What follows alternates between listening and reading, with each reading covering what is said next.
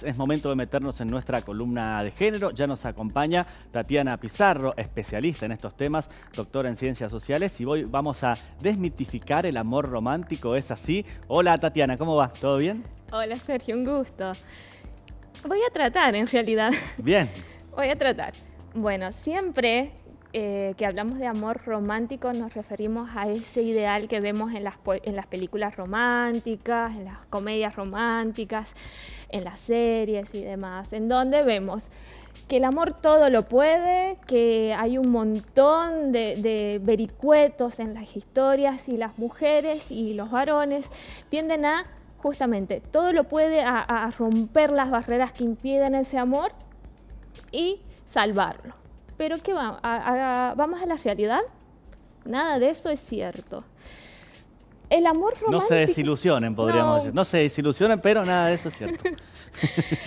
Hablemos del amor romántico. El amor romántico básicamente es una forma de violencia, ¿sí? Porque no, saquemos esa idea de que el amor todo lo puede, que las parejas rompen y vuelven, rompen y vuelven, rompen y vuelven, y justamente por esta idea, no, algo que está roto, sorpresa, está roto. O sea, si rompen no tienen que volver. O bueno, si quieren sí, pero en definitiva se trata de entender que una relación no es una prisión. Hoy por hoy me gustaría hablar de lo que es la violencia de género. ¿Qué pasa? Cuando me gusta hacer la analogía de la violencia de género con el cáncer de mamas. Si el cáncer de mamas entendemos y sabemos que es un cáncer socialmente entendido como una enfermedad propia de las mujeres o característicamente que acosa a las mujeres. Pero, ¿qué pasa? Con la revolución de estas cintas rosadas y demás, muchas mujeres muy valientes han salido a visibilizar que justamente, primero hay que concientizar a la sociedad, hay que visibilizar esa enfermedad y hay que luchar contra esa enfermedad. ¿Qué pasa? Con la violencia de género sucede exactamente lo mismo. La diferencia es que mientras nosotros con el cáncer de mamas hacemos campañas y demás, en el caso de la violencia de género lo que sucede es que se oculta, se silencia, o está el famoso amiga, date cuenta, dándole a la mujer que es violentada toda la responsabilidad para que pueda salir de ese ciclo de violencia. Y el ciclo de violencia se caracteriza básicamente por 3 fases. Por un lado, que en realidad yo lo voy a dar vuelta, se habla de luna de miel, en donde la persona, el maltratador, por así de llamarlo, te endulza el oído. Lo ves, es atractivo, atrayente, ese que tiene la chispa y demás. Luego lo vas a encontrar con una etapa de presión, esa etapa de presión en la que de pronto ya empieza a controlarte. Las cosas que en su momento te parecieron, te llega un mensajito, avísame cuando llegás, no me quiero preocupar y demás. Luego te vas a dar cuenta que ese mensaje, si te demoraste en responderle, ya viene con otra atención, ¿sí? ¿Por qué no me avisás? ¿Dónde estuviste? ¿Con quién estuviste? Ya empieza el control. Y finalmente está la etapa de la violencia, la etapa de erupción de la violencia, ¿sí? Y acá creo que como sociedad venimos fallando. Nosotros entendemos a la violencia de género como aquella cuya línea roja está en la violencia física. Claro. Pero ¿qué pasó antes?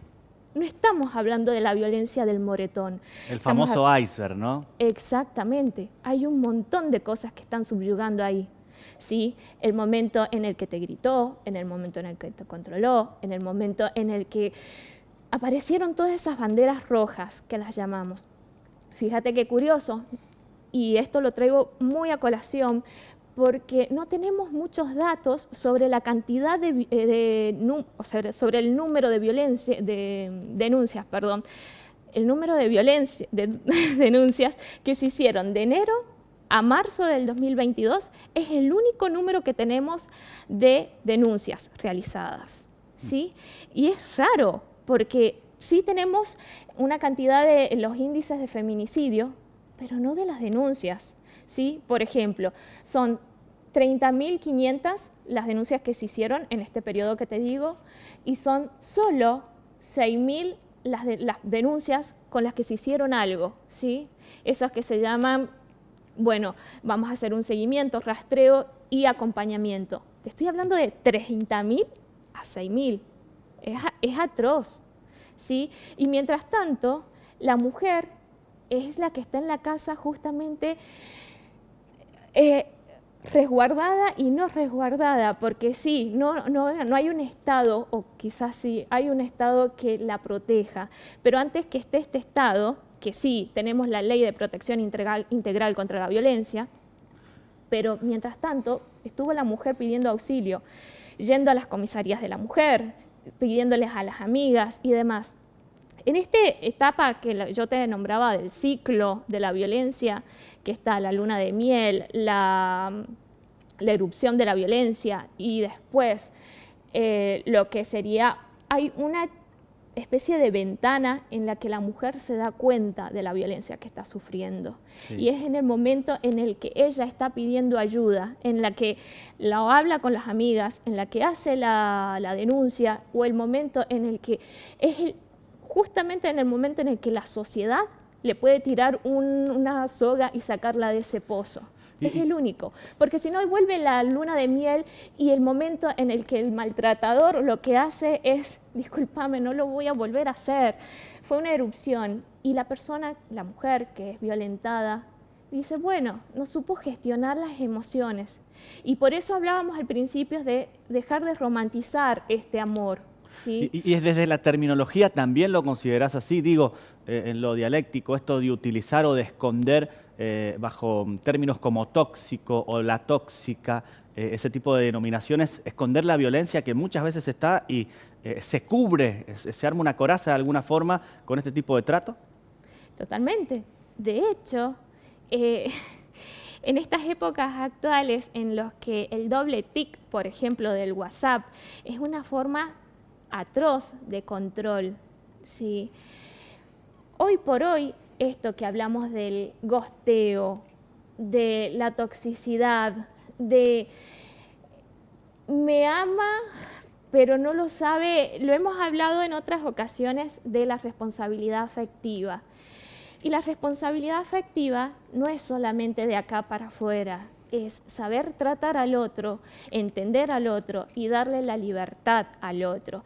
Es entender que esa relación, esa pareja es eso, es a la par, son pares, no es uno sobre el otro, es caminar a la par, como decía, juntas a la par, como decía Papo.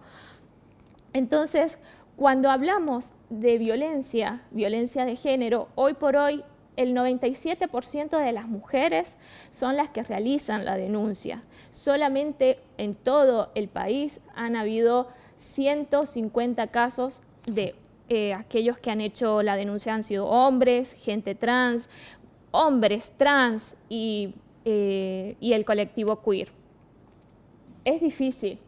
Y es entender esto que vos decías, es entender que no es solo dialéctica, sino que hay un trasfondo, está el iceberg ahí, ¿sí? Solo vemos la punta del iceberg y no lo que subyuga.